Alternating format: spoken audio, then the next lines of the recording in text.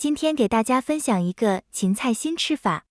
先把芹菜的叶子摘下来，再把芹菜一分为二，然后切成小段。切好后全部放入盆中。洗干净的胡萝卜先切成段，水开后放入几滴食用油，1小勺食盐，胡萝卜和芹菜放进去，焯水1分钟，然后捞出来，把它的水分完全晾干。放一把线椒，也焯一下水。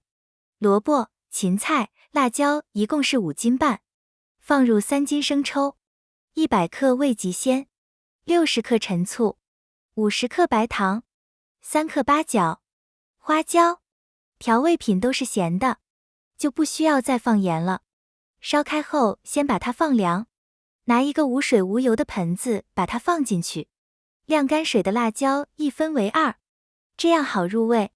放入姜片和蒜片，倒入晾凉的料汁，撒点熟芝麻，把它放入一个无水无油的瓶子里，把料汁也倒进去，放一瓶盖高度白酒，把菜全部装完，第2天就可以吃了。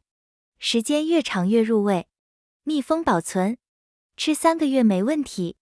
平时大鱼大肉吃腻了，来这么一盘，酸脆爽口，开胃又下饭。喜欢的朋友可以试一下。谢谢大家。